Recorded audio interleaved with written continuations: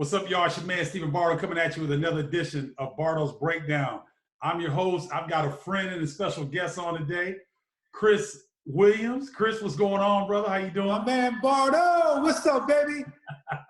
As you can tell, Chris Williams, part of what he does, because he wears a lot of hats, but part of what he does, he's a big-time motivational speaker, Mr. Positive Energy Coach. Is that correct, Chris? Yes, sir. Positive energy is a gift. Okay, now how'd you come up with that title? Well, honestly, everybody likes good energy. We feed off of good energy. And I've always tried to put good energy out. I believe in the law of attraction. You put good energy out, you bring it, you get it right back. I think right now is a time period where we need good energy. So a guy like me, people like yourself, very important. Oh, I agree. And viewers and listeners, I hope you guys get a pen and paper out, because Uncle Smoothie is his nickname. Yes, sir. Uncle Smoothie's going to drop some science on you today. We're going to talk basketball, but I'm sure he's got a lot of gems and wisdom laced around that orange pill. So let's get into it. Chris, you're a Philadelphia native, right? Yes. How did you first get involved in basketball? How were you exposed to the game? Well, again, born and raised in Philadelphia, love my hometown. Honestly, my first love is football.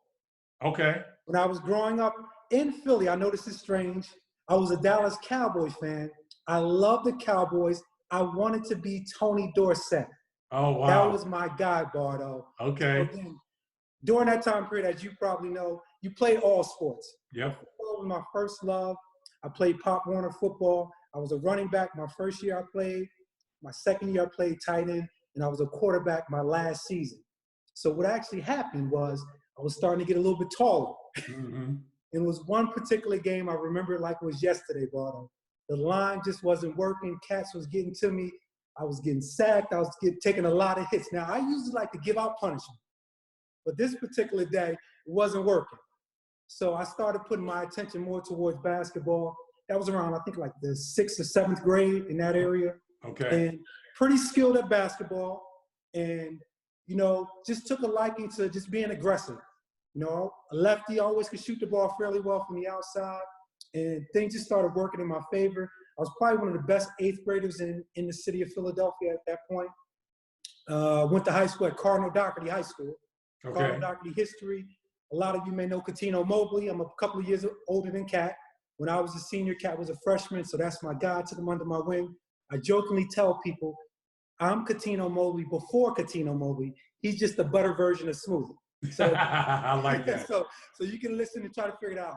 Kyle Lowry's from Cardinal Doherty also, so you NBA fans. So it's a little bit of history at my high school. Had a solid season, a solid career at Cardinal Doherty. Mm-hmm. My senior year, getting recruited by a number of schools. Again, Philly kids usually stay in Philly. So I verbal to LaSalle. During that time period, Lionel Simmons was there. You probably remember his name. L-Train, yes. Again, those were my guys. Those were my guys when I was growing up. Loved Pooh Richardson. Jerome Pooh Richardson was my guy. Yep. Nate Blackwell, the lefty, he was my guy. Howie Evans, Temple guys. So again, I was Philly grit. So these guys had a blueprint for me on what I could do and possibly become. So I thought about going to LaSalle. I verbaled there, but a guy named Steve Lapis, he was the head coach at Manhattan College during that time period. These guys was always sending me information, really didn't have him on the radar, but when he came to my home, he said one thing that kind of turned everything around, Bardo. He said, Chris, we need you. Basically, all the other schools like, we want you, but we need you. And when I went on my visit, and it's the one thing, here's a jewel I'll drop for all the young listeners when I talk about going to a school. If basketball were to stop, or if I had no ball, would I still like to be here? Mm-hmm. I loved it. I went up there, the people loved me, I loved them. We weren't good, let me make that clear. When I went to Manhattan, we weren't good. We were probably one of the worst teams in the country at that time. But I came in with a great class, and we just built things up. So that kind of got me going as far as basketball-wise. And during my 4 years in Manhattan, things went well. It was a process. First and second year was a slow process. And a funny story about, going to Manhattan. Like I said, I came from Philly.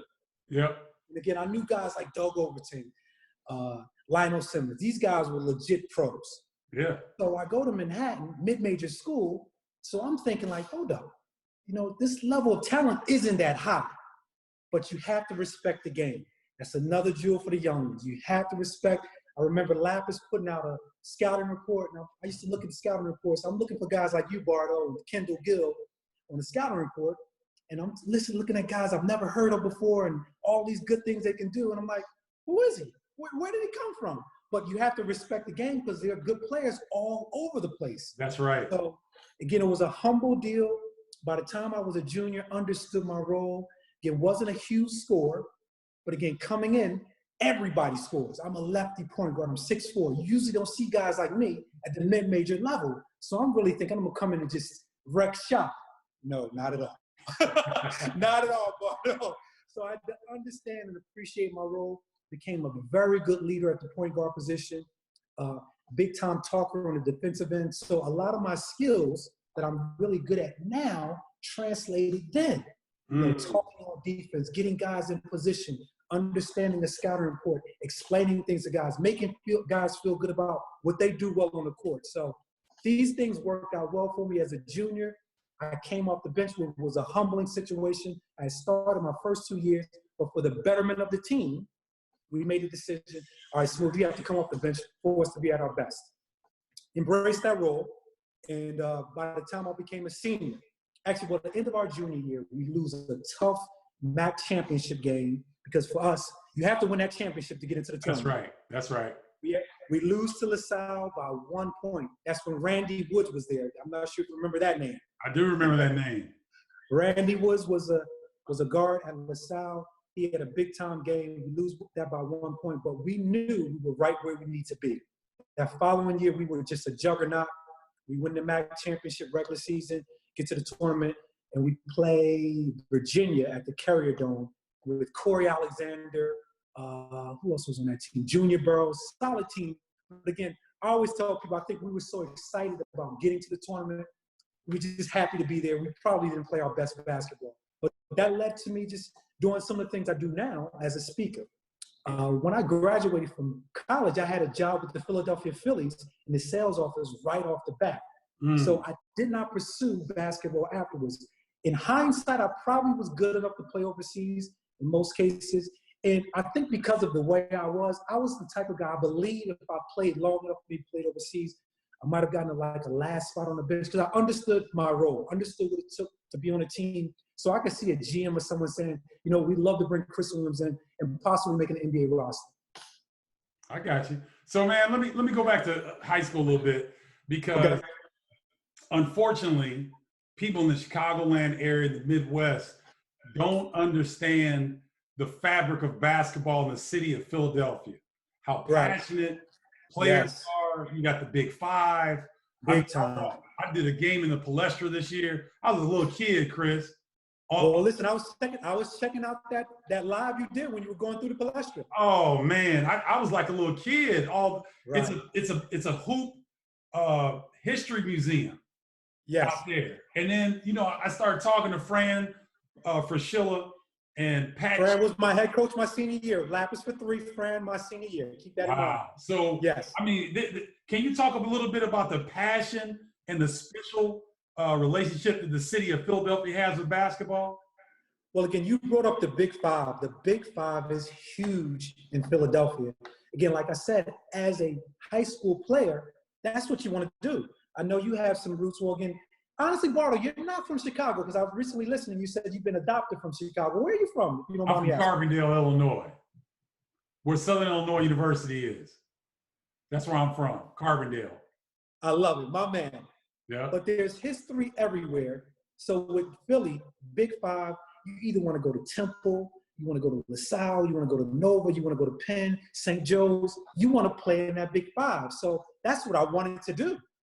Again, LaSalle was recruiting me hard, but, honestly, I wouldn't have played a lot initially. And like I said, when Lapis said what he said, that really just changed everything. But in that Big Five, there's so much going on. Like you said, the passion, playing at the Palestra. You have a team like maybe Nova, who's nationally ranked, the Temple's nationally ranked, and LaSalle or Penn has the ability to beat them on a given night down at the Palestra. everybody's going crazy. We play against each other all the time during the summer, in the rec. So there's no love lost. Everybody understands each other's game, but the city has so much passion. Right now, it's a number of Philly good guards who are coming out of that city right now. So keep your eye out for a lot of those guys. This past season, before everything shut down, I had the opportunity to watch the city championship, the Catholic League City Championship, girls and boys at the Palestra. It was bananas in there, Bardo. I think you might have seen that post. It was crazy, man. Again, when you get in that stage, people just perform. You just do some amazing things. So it's just unbelievable. You have to experience it for yourself. Yeah, it's definitely a bucket list for those people that call themselves, no doubt about it, college basketball fan. You got to get to the Palestra one time in your life. So you said that Steve Lapis at Manhattan College was your coach for the first 3 years? First 3 years, Lapis brought us in. He brought in an excellent recruiting class. We're considered the founding class of Manhattan College, which means we kind of turned that corner. We went on a situation, like I said, we weren't very good basketball-wise. Getting always good guys, great school. But as far as basketball, we were at the end of it. We were the walking mat of the MAC at that time period. But me and my boys came in, worked hard, excellent talent, getting good guys. By the time, like I said, we were junior, we were in the MAC championship. We lose a close one by 1 point. And we helped Steve Lapis get his job at Villanova. So he leaves, goes to Nova, and Fran comes in, doesn't change a lot. He allows me and my partner, Keith Bullock, we were the captains, again, a lot of conversations just on how the team would be best. And I give a lot of love to Coach Fran. I know you know Coach Fran very well, class act, and he allowed us still to be us, implemented some things. Again, the last play of the game in the MAC championship, we had a play called Winner. We would practice it all the time, Bardo, but we never used it. We saved it for that last play. We get a foul out of it. I go to the free throw line. I knock down a free throw. We go to the tournament. Okay.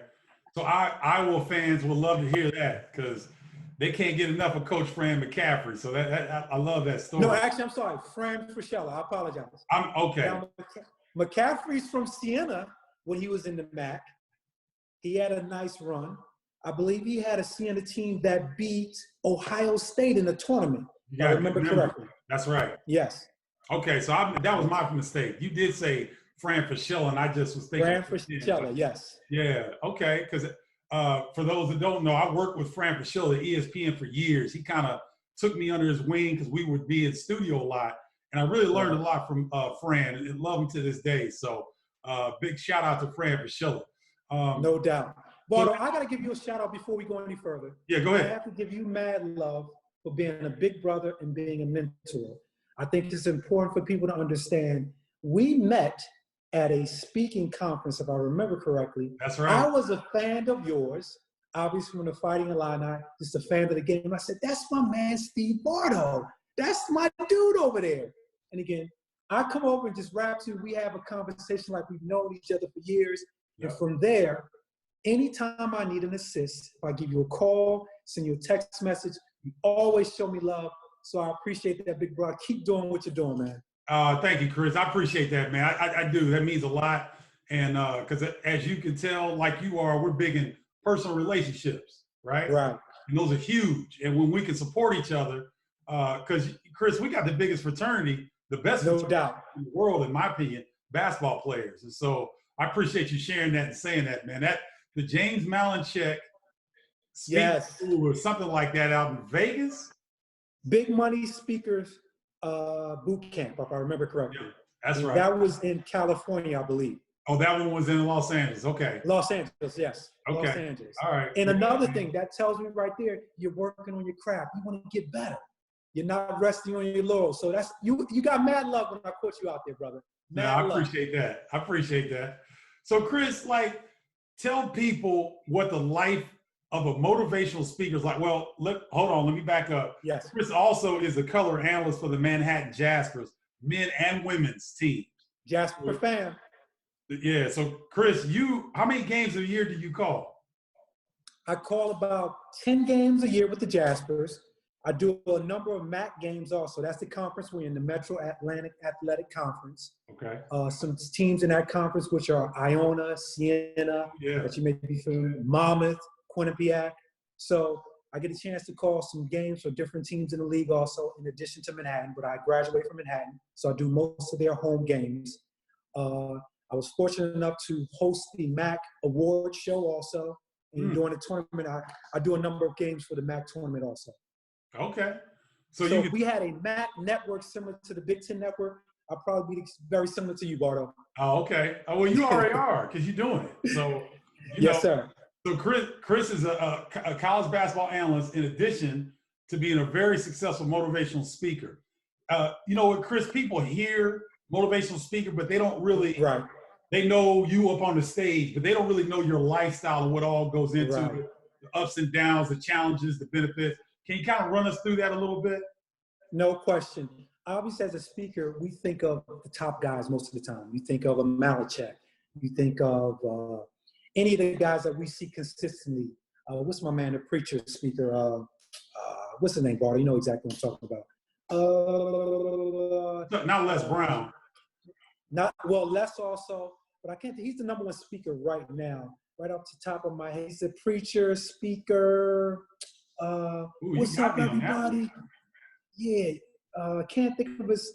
Eric Thomas, E.T. Oh, Eric Thomas. Oh, yeah. Right.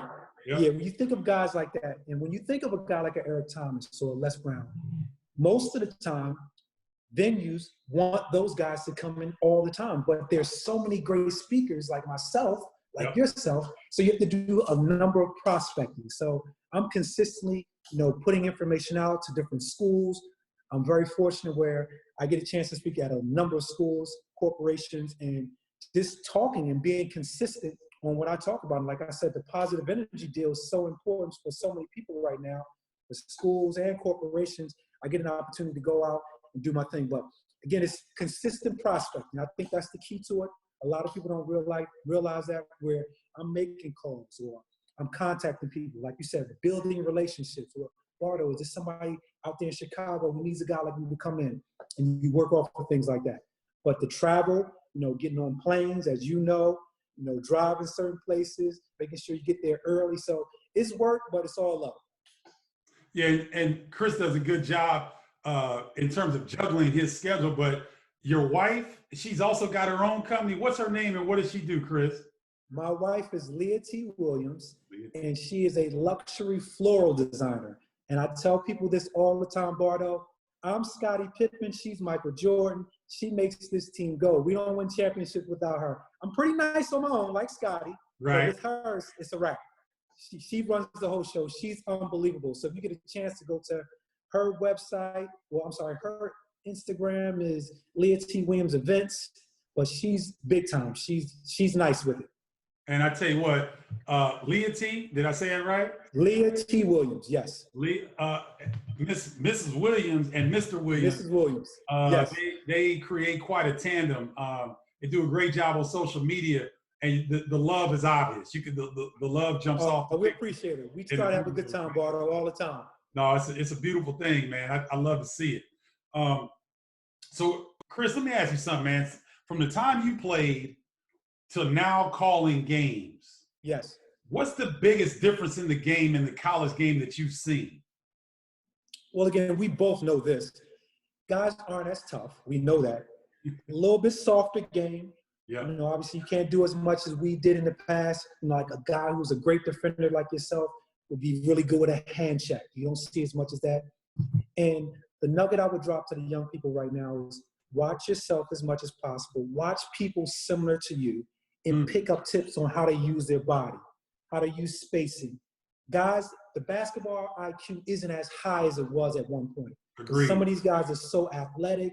They do a lot of things really well that maybe we weren't as great as, but the IQ isn't as high. Therefore, you have the guys, and I heard BJ say this earlier, at the mid-major level, with development, takes a little bit more time, and these guys are being much more successful earlier than the one-and-done guys. But again, I would stress the basketball IQ and just learning a little bit more about your game and guys similar to yourself and seeing what they do well and trying to implement it. Man, That's fantastic advice right there, man. And also, checking out the differences in the game. Um, the team that was going to come out of the Atlantic, the Metro Athletic Conference? Atlantic Conference, who do you think Yes. they were going to be this year? Well, the top team was Siena. They Okay. finished first during the regular season. There's a strong possibility they would have won, but you never know in that tournament when it's a one and done. And from the ladies, I got to mention the ladies also. It was Ryder, and it was a young lady who plays for Ryder. I'm so disappointed everyone didn't get a chance to see her play. Stella Johnson, Bardo. Led the country in scoring.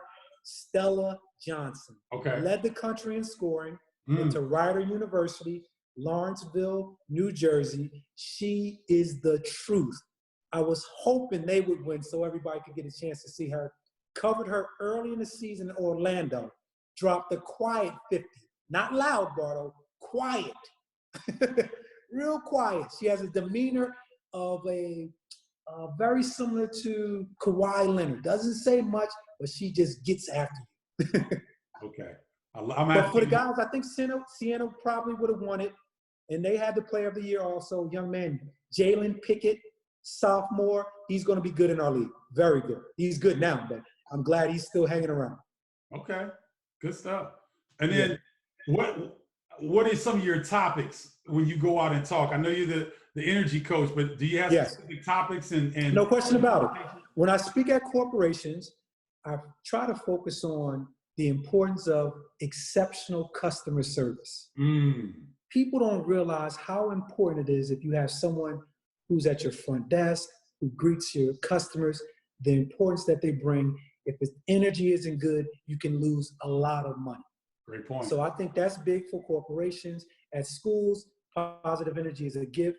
Again, just being able to smile is huge. The ultimate game changer. One thing I always tell people, Roberto, I speak 2 languages very fluently, English and sports. But when I hit you with this, I can connect with everybody. I don't care what you speak. You may speak Chinese, you may speak Latin, you may speak whatever language, or you may be doing something that I'm not familiar with, but if I can hit you with the smile, it breaks all barriers. So being able to smile, showing gratitude, because everybody wants to feel good about something. You never know, somebody's at the edge. You say something nice, you can get them back on the good side. And you want to bring hope. We need hope right now. So many people who need hope. And lastly, bring some service. We all have to be able to do something and it comes from the heart, where we're not saying, well, what am I going to get for it? How much am I going to get paid for it, Bruno? You want to be able to do some things where you say, listen, I want to do it just from the goodness of my heart and make sure everybody else is cool. Oh, I love that, man. Well said. We're wrapping up, but I want to throw a couple quick questions out at you. Let's get it. Who is the person that you try to pattern your game after growing up? Oh, that's easy. Again, I love Pooh Richardson early on. When I was maybe in the 6th or 7th grade, I started reading the newspaper, and that was my guy. I wanted to be like Jerome Pooh Richardson from Philly. And as I got a little bit older and I was able to start playing with different guys, my guy became Doug Overton. Yep. I thought Doug was a pro's pro. In all honesty, I didn't think he was great. I thought I was as good as him, or I could be as good as him, but he worked so hard. And I believe Doug became maybe a 12-year vet in the league, went overseas first. So those are my 2 guys that I love as guards coming from Philly. And then who is a player at the NBA level currently that you enjoy watching the most, and why? Currently, I love watching LeBron James. I love LeBron because I think he tries to get everyone else involved. Sometimes he takes a big-time sacrifice and a step back, and he's taking a lot of heat for it day in and day out. But I think he's the truth. I definitely think he's the truth. It's not fair to compare him to Michael because they're different players. But I love watching LeBron. Yeah. Okay. Uncle Smoothie, I'm gonna give you the floor here as we wrap up. You wanna share? No doubt. I appreciate that, Bob. I told you when we got on here, it's gonna be fun, man. Yeah. I have a couple of questions for you because you're my guy. Okay. I love hearing you talk about the Illini. My man is Kendall. It feels like I know these guys personally. I need to meet them one day because when I watch, I'm like into big time stories. I like background stories. I love the story the other day when you guys beat Michigan State and then y'all just went bananas. That's the type of stuff I love, man. And hearing BJ and guys come on here. Here's my question. I know you said you're an adopted son of Chicago now, correct? Yes. Give me a good Michael Jordan story, because I was the type of guy, again, with that Philly grit and maybe a little crazy, I would have been a trash talker to Michael. And I know he would have shut me down. I know if you played against him or if you heard some good stories. I heard the great stories with Michael. How good was that dude up close? Michael was a freak of nature, Chris, because as you know, you can feel energy from people. Mm-hmm. And the thing that really caught me about MJ was that his energy core, you could almost feel heat coming off of that cat. Wow. Like he just had this energy core. And I think what happens a lot of times was that, you know, he would play so hard on the court. He loved to gamble. He loved to work out. He loved to do everything hard because he was one of those freaks that had that unlimited energy. And that was the thing that really impressed me about him. And the dude was he was pretty not compassionate, but he was very giving. Wow. Very giving. Okay. We would work out because I was working out with him a little bit when he was trying to get back into shape coming out of baseball. And so we go play and work out, and I did it a few times. He'd bring everybody to his restaurant. This was a steakhouse. Nice. And you can get anything you want. And he didn't charge anybody anything because we were helping him work out. So that's the story I like to tell people about Michael Jordan. I think they hear about his athletic prowess, but as a man, he's a really cool dude to be around, and he's a guy that he's not a hoarder. He's not looking at what you're doing, but he knows that he's blessed, and so he's trying to bless others. So I love that, man. That's a story that I like to relate about Michael. All right, that's good stuff. All right, let's get into the Illini crew. Okay. Love Kenny, love Kendall, like I just said. Who was the toughest matchup? Obviously, you were a defender when you cats went one-on-one in practice, so you had to battle against these dudes. Nick Anderson. Nick, okay. Nick Anderson was so strong. Kendall will tell you where certain guys, Chris, as you know, basketball players, we're long and lean. Right. But Nick's shoulders were as strong as any college player I'd seen. And when Nick could get you on the baseline, he was the best baseline scorer in college basketball, especially our Final Four year. So Nick Anderson could stretch you out with his jumper. He could shoot it from the NBA range, even back in college. His mid-range game was nasty because he put it on the deck once or twice, get you moving. He could elevate like no problem. You can put on the rim. He's so strong. He's so explosive that he'll dunk on your head. Before the finals in the overtime when he missed 4 free throws against Houston, he was pretty good free throw shooter. Correct. And so Nick didn't really have any weakness in his game, and he was so strong that I couldn't out-muscle him. I was pretty strong, Chris. I bench pressed 275 as a freshman. So I could hold my own. I was pretty strong, but I couldn't do nothing with Nick. He was the toughest guy to guard on our team. Now, as a defender, Bardo, you were named the Defensive Player of the Year, junior year or senior year? I can't remember exactly. Junior year, yep. Okay. Final Four year. What made you so defensively minded, or you just figured, all right, this is my role and I'm going to star in my role, or you just enjoy defending? A little bit of what you said, a little bit of everything of what you said, but the main thing is this. My father is brilliant. He's a brilliant man. Played college basketball at Southern Illinois University, played a little semi-pro. The thing that he told me, he said, Stephen, if you want to get on the court as a freshman with all those future pros and those players up in Illinois, you're going to have to pick a role. And so your role is the point guard to take care of the basketball and be the best defender. He said, if you can do, take care of the basketball, get the ball to the scorers, the upperclassmen, defend like your life depends on it, and win the conditioning battles. Nice. Conditioning stuff in practice. He said, you'll get on the floor. And lo and behold, I did exactly what he said. I didn't start the first 9 or 10 games of my freshman year. Started by game 11 and never relinquished 3.5 years, was a starter at Illinois. So, that was kind of my role. And I relished in it, Chris, because I'm a winner. I don't care if I scored 1 point and we win, or I scored 30 I agree. and we win. I just want to win. So I was big, I was rangy, I got a defensive mentality. And so, I really took to that role, and it was very beneficial for me. Well, again, when you talk about that defensive mentality as a broadcaster, is one of the things I'll pick up. We talk about using angles. Could you give any insight to young guys about using angles? I talk about when you trap, when you come across half court, certain guys understand where to put people in position.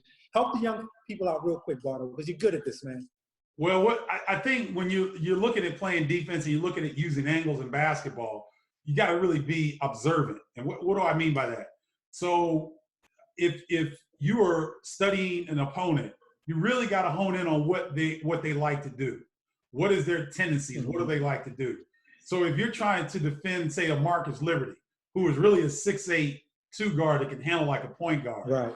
I couldn't guard Marcus his first 2-3 months on campus. He was so fast, he's so big that Chris, I was taking the wrong angles to try to harass him in open court, and he would just cross over and go. So I had to observe Marcus, and I had to observe his speed and his stride length to be able to decipher how far I need to drop on that angle to. Wow. Bardo, stay right there for a second, because I love that. Okay. And I think if a young person, you told them to have their pen and paper for me, that's huge. You said you observed his stride length. Yes. So you're trying to tell me you would watch, like in film study, all right, this guy takes 1, 2, 3 strides to get from here to here. This guy takes 2, and you can break it down from there. Yep. That's big time. Yeah, and you know, Chris, we were fortunate because, like you said, at Manhattan College, at that level, cats can play. They can flat out play. The difference between a Power 6 player and a guy at the MAC or the Northeastern Conference is typically size. Right. That's really the main difference. Everybody can play. My dad used to tell me all the time, those dudes are on scholarship as well.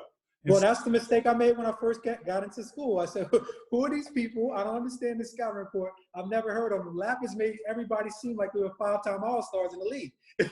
That's right. And I mean, that's a great approach because you get used to being prepared and ready for your opponent. Because you know this, Chris, you go into a game and you're not prepared, you get your doors blown off, man. Correct. By almost anybody who's ready to play. So, you know, that's a big thing, man. I used to really love studying the game. I used to look at different things that most people didn't look, like you said, stride length. Because, for example, Bill Self, the head coach of Kansas, was talking about his preparation of guarding Derrick Rose and playing Memphis in the national championship game. Right. He told his players when they were practicing for Memphis, how they prepared is that they would have the offense shoot. They would put a reserve guard at half court. Whenever the starting five would shoot, like Mario Chalmers would shoot, right? They get the rebound and throw it to half court, and the kid would run full speed to the basket. He said, "That's how fast Derrick Rose is. He can go the full length of the court in 4 dribbles. So if you're not containing him in that second dribble, it's too late." That's right. And so those are the type of things that I used to look at. Had kind of a mind of a coach. Didn't necessarily want to coach Chris because I would have killed people who didn't play as hard as me. I had the personality to do that, but that's kind of what I did. All right. With that same thought process, give me a couple of freakish athlete guys. You said Chris, off the chart. Obviously, we know Michael. Give me 3 more guys like Chris. When I saw this dude, come on, man. Where did he come from? Because I love a story, played against Mark Macon. Tough. First time playing against Mark. I was still in high school. Mark was maybe first or second year, I think, at Temple. And I had never seen anything like this guy before. I heard Coach John Chaney talking about him. They were saying he only comes out at nighttime and he has 5 eyes. So he was saying the guy's a monster. He's never seen anything like him. So what's up with your top 3 or 4 cats like Chris? Never seen anything like him. I heard about Derrick Rose. I've talked to some scouts that he's a little different. Again, obviously, Michael, I know LeBron. I've never been around LeBron, but I'm taking it. Actually, you know what? I have been around LeBron. Just body size and the whole 9 is crazy. But give me some guys you've been out there playing with. It's like, Chris, different. I'm gonna give you a guy that a lot of people they'll remember when I say his name, but he didn't stick out as a upper level pro, but he was Chris Moore. Right. Ooh. Chris Morris, Okay. who played at Auburn. See, I played against him when he was in college, Chris, and this brother here gave me 34.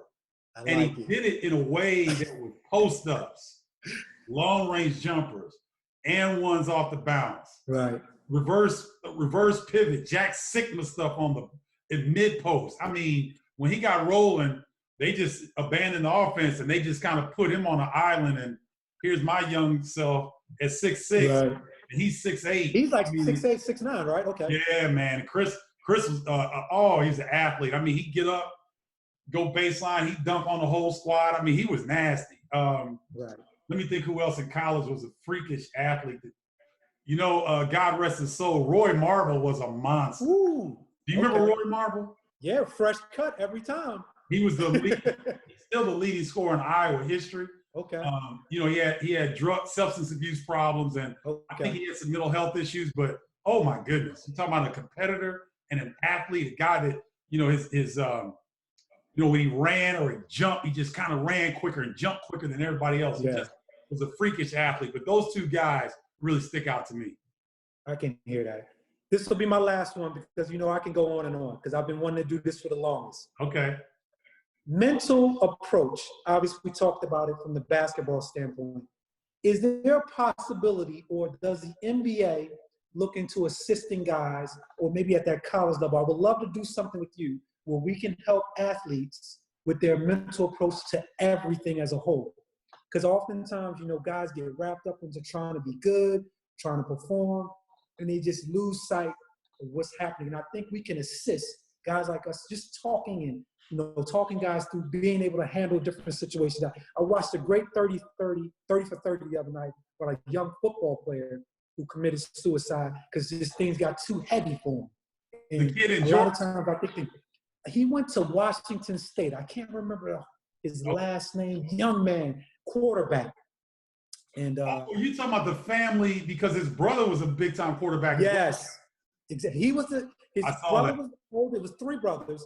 Older brother stopped playing, and this mid brother, Washington State, had taken over for someone, and he was in the limelight doing well, but he really wasn't speaking to his family as much. Kind of became an introvert, and just things changed. They thought everything was cool, but you want to be able to help people like that, young people, and I love young people. My heart bleeds for them, and I want them to do well, especially at whatever level, mid-major, high level. But if it's something you can talk about, I would love to. NBA players, when they have issues, these are things you have to be able to do because life continues after basketball, after sport. There's a lot that goes on. And you know what the great thing about the sport is? It will humble you, Bardo. Yes, it will. It will humble you because I see so many guys who were so good at one point, but it's over. Yeah. So you can't give me 30. It doesn't mean anything. That was then. What can you bring to the table now? And I think a lot of guys don't handle that as well as they should. And like you said it earlier, this right here is the best fraternity ever. So use it to your advantage. Chris, there are so many different angles, first of all, that we could take on this idea that you're talking about. But in general, I say this to every basketball player that I come across now. Is there a slogan or a phrase or a catchphrase that is big at your university? Because if it is, more than likely it's not trademarked. So you said that yesterday. Huh? You said that yesterday. Right. Consider Manhattan Jaspers and whatever the slogan is. I guarantee you, I won't guarantee you, but I would, more than likely, if you were to do a trademark search for that phrase, it's open. Now think about this.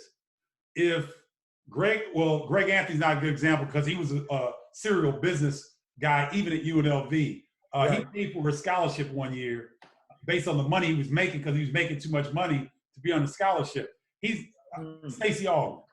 So if Stacey Augman can go look at the Running Rebels and somehow trademark that and slap that on shirts, man, please. That income right there, that's a lane. Really making yourself available to prominent alums of your university. That's another lane. There's so many different things that we can do through basketball that the sky's the limit. And I think that now with LeBron James, where I love him more off the court than I do on the court. I love him on the court, but I think he's fantastic off the court. But what he's showing people is that media, because now you see the podcast, the Knuckleheads podcast with Darius Miles and Quentin Richardson, good. Up in Smoke with Captain Jack and Matt. Matt Barnes? Say it again. Well, Matt Barnes and Captain Matt Jack Barnes. together. That's it. They've got a very together, correct? podcast. Yes. JJ Redick has one. So these guys are starting to figure out that they can do more outside of the game than even they thought, and they can take ownership with things like this. So I just think the sky's the limit for that.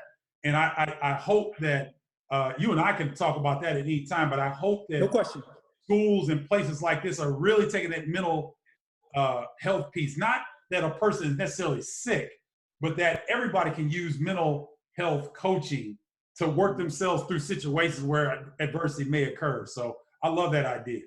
Well, everyone needs an outlet, Bardo, as you had stated yesterday when I listened to the show.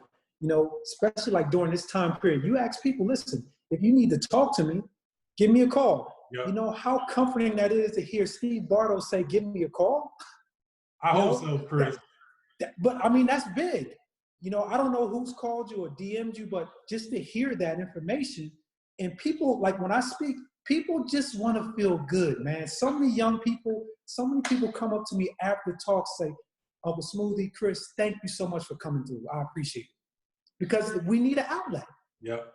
And we put so much pressure on ourselves over things that, they disappear in the moment. Like I said, you putting pressure on yourself to make sure you get 25 or 30.